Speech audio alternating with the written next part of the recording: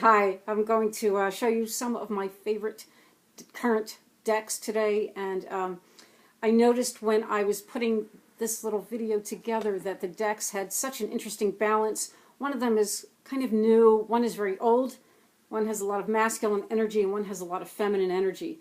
And also this year I am not choosing my decks by season. I'm just going for what I really need. It's been such a difficult year, and for me and others, and I just think right now it's what I'm gravitating toward. It's what I need, and the people around me that I read for also, what's helpful for them as well. So the first deck I'm going to talk about is the Fountain Tarot, which really has become one of my favorite decks. I think the artwork in this deck is fantastic. Yes, there are a couple of cards I don't like, but that's many decks. So here's the Fool. I love it. I think the expression and the vibrancy is great. A lot of the cards are very expressive, and that's what draws me to this card, to this deck. Here's the Temperance card. It gives me that quiet feeling that I need, that I like from the Temperance card. But there's an intimacy with the people in this deck, because the artist did such an incredible job on the faces and the expressions that you're really standing right there with that person. Here's the Five of Cups.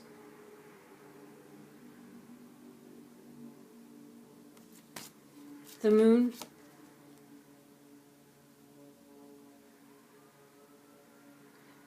That just feels so real and kind of eerie and dark, and I could feel the cold night in that card. I like the Hermit. Probably a little hard to see. Oh, I really like the Hanged Man as well. Here's a guy that you could see, he has a lot of physical strength, and yet it shows that he's really choosing to be there in that situation, in that position, to gain the perspective that he needs to. I really like the Wheel of Fortune. It could be spinning very slowly or very quickly and chaotically. It's a very creative deck. The Hierophant is an excellent card here. So he's opening a box, and all that prismatic light and white light is just pouring out of the box. Oh, the Four of Cups. Again, this is one of those cards I could just sit with the card, and I feel like I can be there with that man and understand what he's thinking and feeling. Nine of Cups, the guy is so happy. The Wands suit, I like the whole suit. It has a lot of these colors in it, these golden colors. And again, like I did say in my last video, I really didn't like the Lover's card. I also don't like the Two of Cups. And I think not the artist, but the designer probably made a very specific intention to keep those type of cards not very romantic, I guess. It was probably very intentional. The problem, one of the problems for me with that is that if you're reading for someone and you're laying these cards out, they're not going to have any idea that it's a Lover's card or that it's a Two of Cups. So here is the Two of Cups. There's two people. It could be two women. It could be a man and a woman. And they're just kind of sending those cups up into the atmosphere. It doesn't really speak to me personally. And this girl on the World card, I don't know, what do you guys think of it? She's just so dour, and she's so sad in her expression. Now, as I showed, the artist does an amazing job with the expressions, so there was a reason that she has such a somber look. I mean, she's been through the journey, and I don't know, she looks very unhappy about it. She's dressed in a very dowdy fashion as well. So, one I'm going to spend more time with. All right, so let's move on. So that was kind of my newer deck. Now, here is an older deck that I've been using and really enjoying over the last few months. And it is a Tarot Marseille, and it's from 1709. It's a reproduction from 1709. I don't know that it's still available. I got it over 2 years ago. Here's the backing. And let me just show you a few cards. Here's the Magician. So they did their best to have it look exactly as it would in 1709. For me, this deck has been the one I'm reaching for after I do a meditation. This deck is usually the one that calls to me, and I have readings that are so enhancing to the meditation that I just did.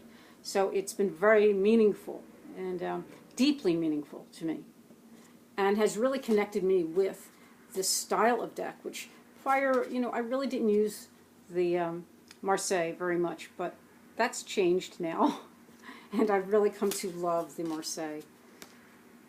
And here's the Strength card. And, okay, let me just show you a couple more. Here's Justice.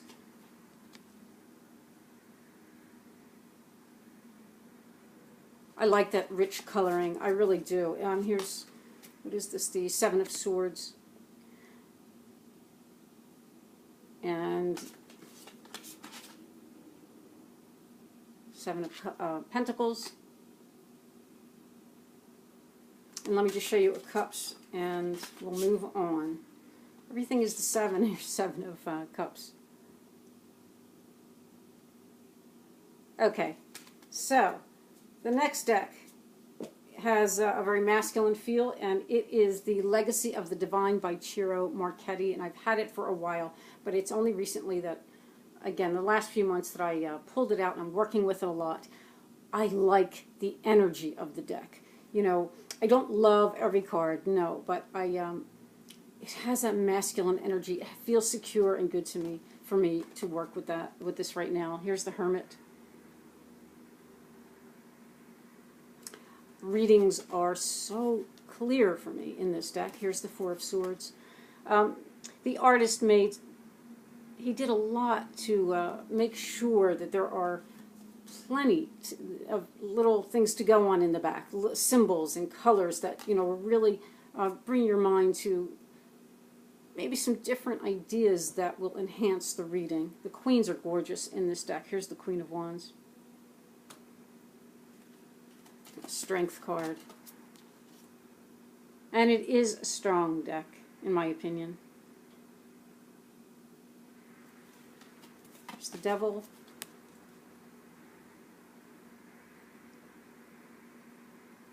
The Two of Cups. So you see these hands coming out of the water, but on the cups are the faces of the man and woman that show up in the Lover's card. So I do like that. That's a nice touch. And here is the Three. Here's the Three of Cups.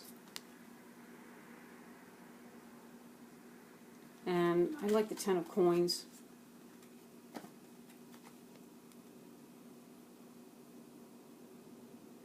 So again, it's really the energy of it I like. And I also recently did purchase the Kipper deck by Ciro Marchetti, which I like so very much.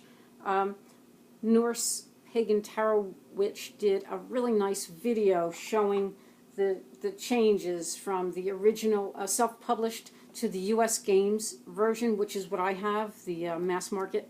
And if I remember, I'll link it below. He's got such a fun channel, and he really does seem to know a lot about the Kipper, which is a little newer for me. The deck is great. I think it is. It's set in Victorian England, so really different than other Kipper decks. I really like the Journey card with the train at Victoria Station. Each card just seems to tell a story. Really, they have so much richness, the cards. Toil and Labor, which is something I have to go and do in a few minutes. I have to leave. So, oh, Courtship. So if you know me, you know I like the Courtship card, of course. And here is the House. Oh, and this card, I like it so much. This is actually the Poverty card, but when you read in the book the meaning behind the card and how the chimney sweeps were kind of used and abused in a way, it just adds so much to the reading. So the book is really, really good. Let me just show you the family room, which is very beautiful. I think it's a fantastic deck. So that's kind of, like I said, these decks are very male energy. And so on to the female energy. And I have been working with the Ceccoli tarot the last few months. It's been just so helpful for me. What was it, a couple of years ago? I guess I did a video on it. And, you know, I did say in that video, and I still can see that some of the imagery does really lean towards that Project Monarch symbolism. And so I don't really show the deck a lot because of that. But having an understanding, I studied that stuff for so many years, okay? Most of my adult life I've been studying esoteric and what's going on in the world with the powers that be and all that. So, you know, having a little bit of an understanding of that symbolism, it really just makes it deeper for me and adds for me. It does not deter me from using the cards. Okay, this is the Chariot. Really like it.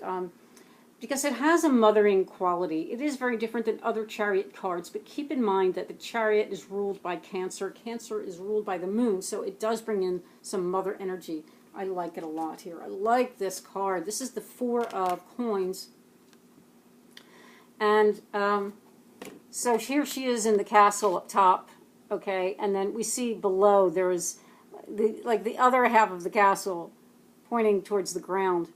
And even though she might think she's just very secure in that fortress, you know, being the 4 of Coins, there is such a sense of chance and chaos here as you see this little guy looking up at her, and his head is a die, you know, from a dice. So really interesting choice. I like the Death card very much. I really could go on and on because, you know, there's a lot of layered symbolism if you want to spend time with the deck. And there is the 3 of Cups. So I have recently, I guess a month or 2 ago, I did get the Oracle deck. I guess it's a month or so. And Anya Terra by Anya did a fantastic video. If I remember, I'll link it below. And it's talking about people's perspective of the artwork, and I had commented to her that the deck really has layered meanings. So let's go through a few of the cards. I really like this deck. This is just right up my alley. So we have the checkerboard. It's actually a chessboard, and you'll see the checkerboard flooring, though, and her dress. She's the queen, and the dress also resembles, it's part of the flooring. But here we have the white knight and the dark knight fighting. So, you know, it's just that old symbol of day fighting night, you know, Horus and Set, light and dark. And she's watching, and she's very emotional about this situation. I love the esoteric meaning there. Okay, this is one of the cards I had written about to Anya. And I think this is really one of my favorite cards in the deck. And because what I had written to her is that there's just so many possibilities. One day it could be a curiosity, something innocent. The next day this card could come up in a different situation or for a different person and have that idea of violation. So I like a deck that can be so versatile. A lot of the decks have die or dice in them, and I do tend to count the numbers and see if it's going to add anything to the reading or not. Oh, this is another favorite of mine. I just think this card will come up at the appropriate time to help a person move through grief and discharge that energy. Really like this one as well. Because, okay, the girl is sitting, you know, very sweetly listening to the bunny read.